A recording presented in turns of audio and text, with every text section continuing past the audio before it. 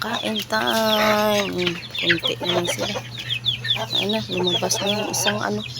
So, pasok ka na. Kain. Sila na lang.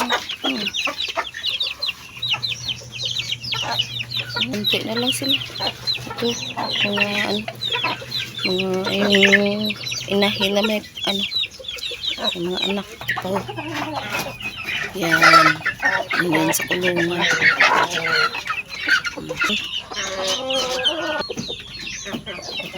Ito na lang yung maliit sa labas. Kain tayo. Unahin natin itong mga anak. Maya lang. Sila yung may mga anak. Dalawang inahin dito. Hintay lang. Kanin ang kinakain. Kanin at saka feeds. Combine ko yan. Combine. Kanin at saka feeds.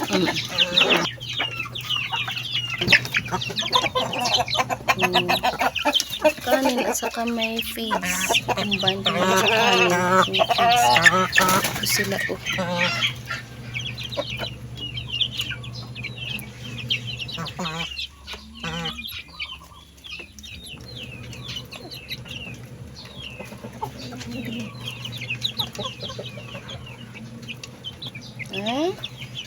Diyan kain.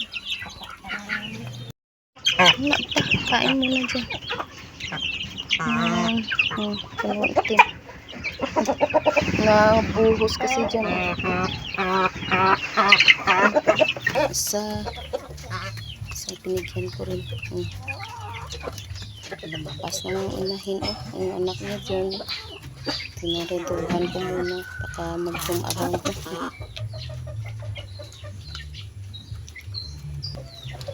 Ito yung nag-isa. Okay na siya. 5 months na to. Sige, kain dyan.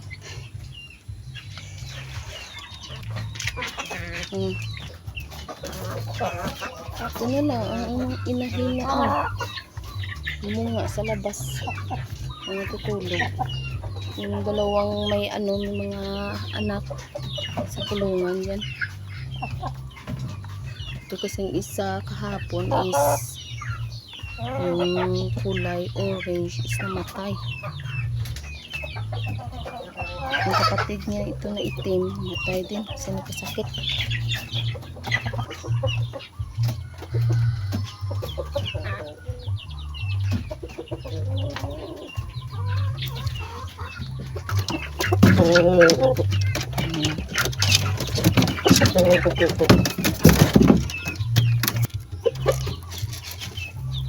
Lumaki na siya.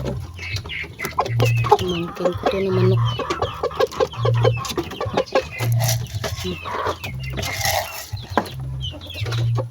Ito naman sa isang kulungan. Yung inahin na may mga anak 3 months. Sobra na itong anak niya. Yung isa may 4 na anak is 2 months. Sobra. Kain kayo dyan, kain.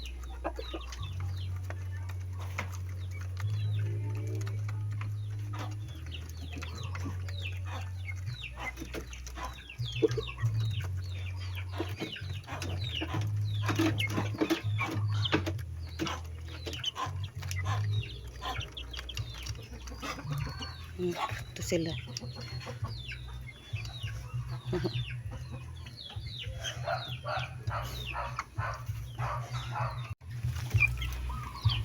Okay.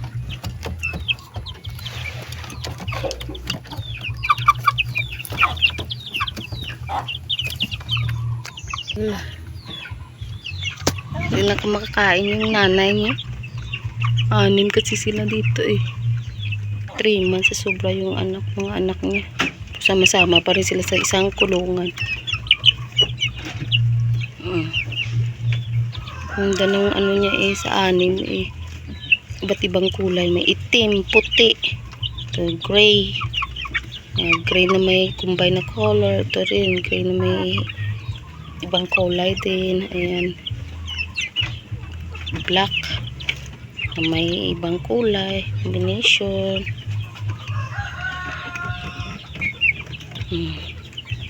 Ito yung maliit yung kulilat. Lahat sila plain yung mga katawan nila, mga tamang-tama na yun sa kanilang edad, 3 months sobra. Ito lang yung pinakabaliit, yun ang isa. Hindi siya lumaki.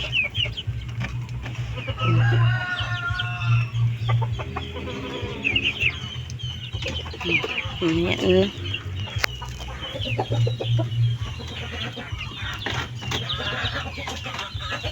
Kaduwa lang muna para makakain sila para maubos sila yung pagkain before sila ipababa natin. Ito yung sa pamangkin ko naman, malaki na rin. Bigyan ng nanay sa kanya, pamangkin ko rin. Walang isaw, dalawa sila magkapatid. Nangitlog pero hindi na kalabaog yung mga itlog niya. Kasi naglumindol last time, may mga itlog siya kaya hindi napisa pero hindi nabuo. Yung kapatid niya na itim is namatay, yung may sakit na nag-okay tapos kasakit ulit. Yan mga yun na pinapakain ko, nilira ko dyan. Kaya kuya yung nag-isa siya. 3 sila namatay, yung dalawa nung maliit pa. Siya lang lumaki mag-isa. Okay, busog na. Yan 2 months na sila, sobra. Kanilang nanay.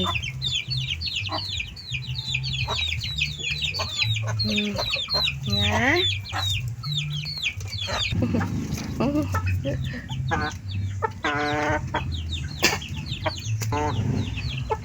Yan din kanyang nanay, first na baby siya, first na anak siya yung nag-isa. Pangalawa ito 4 po, 10 to siyam yung pisa, kaso yung 5, yung 4 namatay, yung baby pa, yung isa kinain ng aso, wala. 5 sila mga kapatid ko. 1 month na yun. Laro sila. Daming mga ganito niyog nilira ko para tumaas dito kasi kapag umuulan mabaha dito. Yan, mataas ang tubig dito. Wala ka nang kapag mabaha kaya nilira ko dito. Tapos yung mga kadalasan kasi pinapakain ko is niyog kung wala silang feeds at kanin. Yun, stack up ko lang dito kasi tinatuka nila. Sige, roam around na kayo. Mamaya ko na palabasin yung isang inahin na may anak na 6 na anak. Ayun. Ay, ikaw na kumain? Yung pagkain mo, hindi na mo naubos. Yung gusto mo dyan ng yung sa mga maliliit. Yung sa kanya, hindi yan naubos.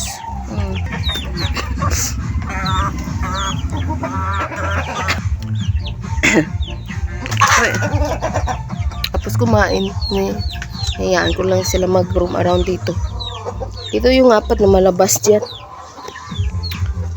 Roam around sa labas, hindi dito sa loob ng kulungan doon kasi makalusot sila sa mga sa kawayan. Tira na kasi ayan kalabas dyan sila. Hinayaan ko lang minsan na lumabas para magka-roam around din sa labas. Ang laking kulungan. Yan. Ito yung partner niya, yung inahin na isa is namatay kahapon. Yung puwet kasi is lumaki.